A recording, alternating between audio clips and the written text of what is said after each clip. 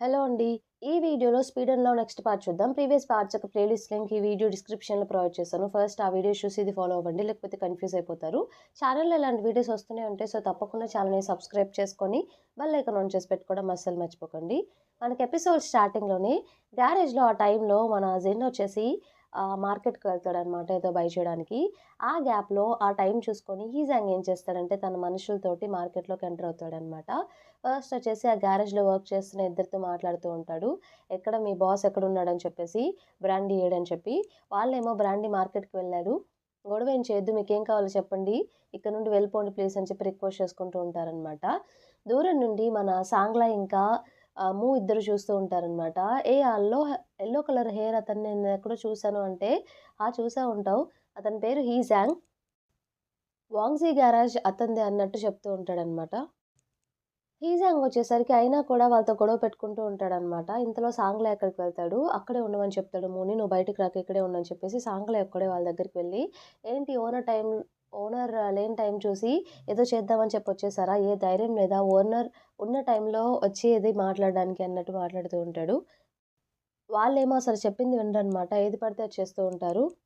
సాంగ్‌లో ఏమో మాటలతోనే అన్నీ కానిచ్చేద్దాం. వాళ్ళు వెనక్కి వెళ్ళిపోమని చెప్దామని ప్రయత్నిస్తూ ఉంటాడు. ఫైటింగ్ ఇవన్నీ ఎందుకని చెప్పేసి.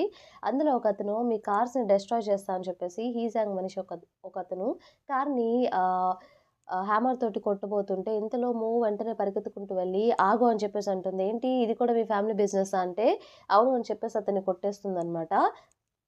అతన్ని కొట్టగానే అతను కింద పడిపోతాడు. వెంటనే సాంగ్‌లయ్య అడ్డొస్తాడు మూకి.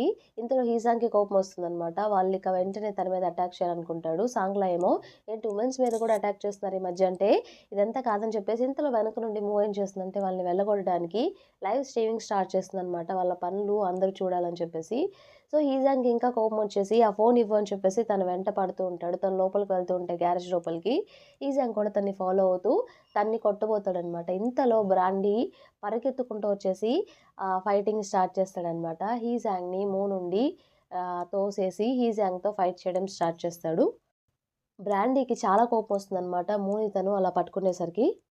అలా ఫైటింగ్ జరుగుతూ ఉంటే ఏం చేస్తుందంటే నేను పోలీసులకి కాల్ చేస్తా అని చెప్పి చూపిస్తుందనమాట. సో, ఇక వాళ్ళు ఫైటింగ్ ఆపేసి హీజాంగ్ వాళ్ళ మనుషులు ఇది ఇంతటితో అవ్వలేదు కన్ఫర్మ్‌గా పగ తీర్చుకుంటానని చెప్పేసి వార్నింగ్ ఇచ్చేసి అక్కడి నుండి వెళ్ళిపోతాడు.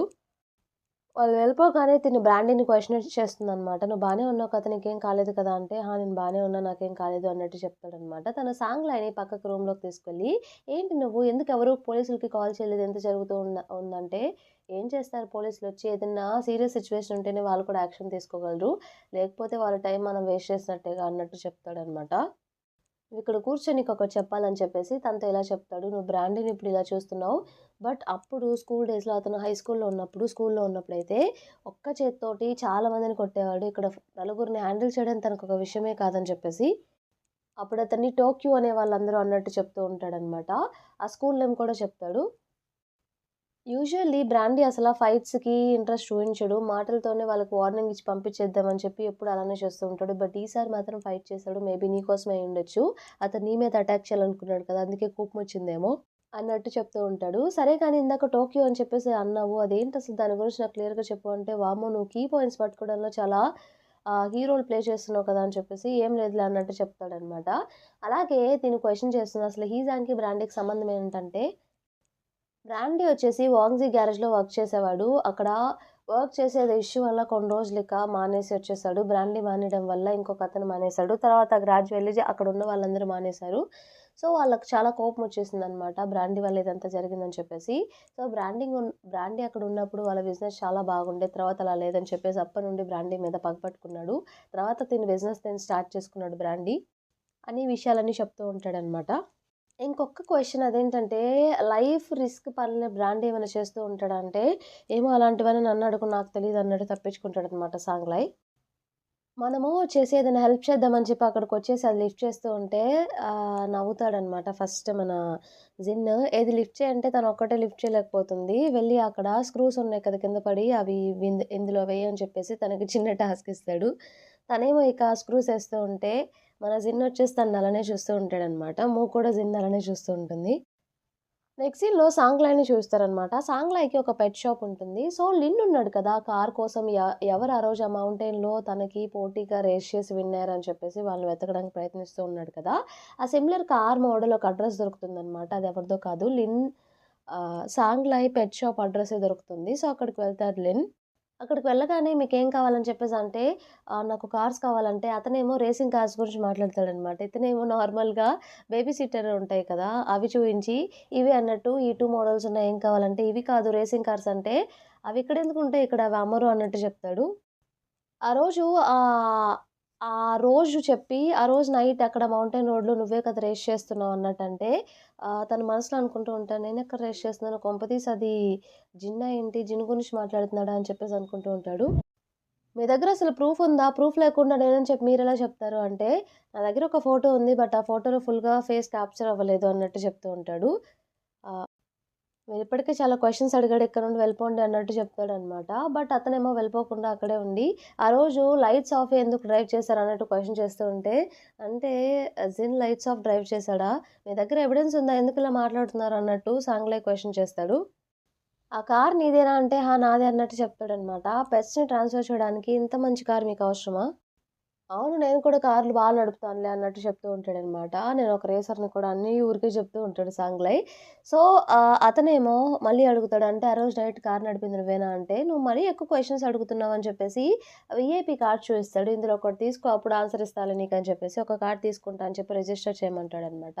రిజిస్ట్రేషన్ చేస్తున్నప్పుడు అక్కడ కొన్ని ప్యారట్స్ వచ్చేసి తన మీద వాలుతాయి. "ఏంటి ఇవి ఇలా వాలాయంటే" వాటికి నచ్చిన వాటి మీద వాళ్తాయిలే కాసేపు అవే ఉంటాయన్నట్టు చెప్తూ ఉంటాడు సాంగ్‌లై. సో, కార్డ్ ఇచ్చేసి ఇదిగోండి మీ కార్డ్ అని చెప్పేసి, ఎప్పుడు చెప్పను మరి ఆన్సర్ ఆ రోజు మీరే చేసారా అంటే, నేను అన్నీ ఒకే రోజు ఆన్సర్ చెప్పను. చెప్తాను చిన్నగా కంగారేముంది అన్నట్టు సాంగ్‌లై చెప్తాడనమాట. తనకి వెళ్ళిపోతాడు. ఆహ్, మన జిన్‌ని పిలిపిస్తాడు తన పెట్ షాప్‌కి జరిగిన విషయం క్లియర్‌గా జిన్‌కి ఎక్స్‌ప్లెయిన్ చేయడానికి. ఆ కార్డ్ మీద లిన్ అనే పేరు చూసి, ఓహ్! ఇతనా అంటే నీకు తెలుసా అన్నట్టు సాంగ్‌లో క్వెషన్ చేస్తే, లేదు జస్ట్ తెలుసు బట్ ఎప్పుడు అంతగా మాట్లాడలేదు అన్నట్టు చెప్తాడనమాట. జరిగిన విషయం అంతా క్లియర్‌గా చెప్తాడు. సో, మళ్ళీ అతన్ని మీట్ చేయాలంట. ప్లేస్, లొకేషన్ మళ్ళీ నాకు టెక్స్ట్ చేస్తా అని చెప్పాడు. అంటే కన్ఫర్మ్‌గా రేసింగ్‌కే నిన్ను పిలుస్తున్నాడన్నట్టు జిన్ చెప్తాడనమాట. అదేంటి నీకెలా తెలుసంటే, నాకు తెలుసులే బట్ నాకు రేసింగ్ రాదు కదా! నేనేం రేసర్‌ని కాదు కదా! అంటే నేను నేర్పిస్తా పద అని చెప్పేసి తన గ్యారేజ్‌కి తీసుకువెళ్ళి ఏ కార్ కావాలో చూస్ చేసుకో అని చెప్పేసి ఒక కార్ తీస్తారనమాట వైట్ కలర్‌ది. ఇది బావుందని చెప్పేసి. సో, బయటకి తీసుకొచ్చేసి ఫస్ట్ వచ్చేసి మన జిన్ డ్రైవ్ చేస్తూ ఎలా రేస్ చేయాలని చెప్పి తనకి నేర్పిస్తూ ఉంటాడు సాంగ్‌లైకి. తర్వాత సాంగ్‌లైకి కూడా డ్రైవింగ్ ఇచ్చి ఇప్పుడు నువ్వు చేయని చెప్పేసి పారలెల్‌గా జిన్ కూడా హెల్ప్ చేస్తూ ఉంటాడనమాట తనకి. సాంగ్‌లాయి చాలా థ్రిల్లింగ్‌గా ఇంకా ఎక్సైటింగ్‌గా ఫీల్ అవుతూ ఉంటాడు. అలా ఫాస్ట్‌గా డ్రైవ్ చేస్తూ అంటే ఒక రేసర్‌లా డ్రైవ్ చేయడం తనకి చాలా నచ్చేస్తుందనమాట. అలా తను నేర్పిస్తూ ఉంటే నేర్చుకుంటూ ఉంటాడు. ఎక్సీలో స్నేకి ఏం చేస్తాడంటే ఎలా అయినా సరే జిన్ తనకి సొంతం అవుతాడో లేదో తెలుసుకోవడానికి జాతకం చెప్పించుకోవడానికి ఒక అమ్మాయి దగ్గరికి వెళ్తుందనమాట. సో, ఒక కార్డ్ పిక్ చేస్తే అందులో సంథింగ్ ఏదో వస్తే మూన్ అన్నట్టు ఏదో వస్తే దాని మీనింగ్ ఏంటి మేమిద్దరం కలిసి పడుకోవాలా ఏంటి పౌర్ణమి రోజు అని చెప్పి ఏదేదో మాట్లాడుతూ ఉంటుంది. సో, తినకేం చెప్పాలో అర్థం కాక జాతకాలు చెప్పే అమ్మాయి చిన్నగా పారిపోదామని చెప్పేసి అనుకుంటూ ఉంటుందనమాట. అప్పుడే తనకి మనము కాల్ చేస్తూ ఉంటుందనమాట. సో, కాల్ చేసిందని చెప్పేసి చిన్నగా అక్కడి నుండి స్నేకీ నుండి అని చెప్పకుండా ఎస్కేప్ అయిపోతుంది. స్నేకీ వాళ్ళ మనుషుల్ని కొట్టి మళ్ళీ ఇక్కడికొచ్చి సీట్‌లో కూర్చునేసరికి తనకు కనిపించదనమాట. నెక్స్ట్ డే మనము ఏం చేస్తుందంటే ఎక్కడైతే చదువుకున్నాడో కొన్ని డేస్ జిన్ను ఆ స్కూల్‌కి వెళ్తుంది. ఆ జాతకాలు చెప్పే అమ్మాయి ఉంటుంది కదా! ఆ అమ్మాయే మూకి కొంచెం తెలుసనమాట. అందుకే వాళ్ళ స్కూల్ చూయిస్తూ ఉంటుంది. ఇది మా స్కూల్ అని చెప్పేసి. అక్కడ బోర్డ్‌లో జిన్ ఫోటో చూస్తుందనమాట. ఇతను మీకు తెలుసా జిన్ అని చెప్పేసి చెప్తూ ఉంటుంది. మీ పేరు, ఇతని పేరు చాలా సిమిలర్‌గా ఉన్నాయి. అతని పేరు సన్ అయితే మీది మూన్. అంటే డే అండ్ నైట్ అని మీనింగా అని చెప్పేసి తను అంటూ ఉంటుందనమాట. దానికి మన జిన్ ఏం డిసైడ్ అవుతుందంటే, నేను కూడా ఇక్కడ ఈ స్కూల్‌లో చదవాలనుకుంటున్నాను అని చెప్పేసి డిసైడ్ అవుతుంది. ఇంతటితో మనకి ఈ పార్ట్ కంప్లీట్ అయిపోతుంది. ఈ పార్ట్ మీకు నచ్చిందని చెప్పేసి అనుకుంటున్నాను. నచ్చితే తప్పకుండా ఛానెల్‌ని సబ్స్క్రైబ్ చేయండి. అలానే వీడియోని లైక్ చేయండి. Thank you for watching.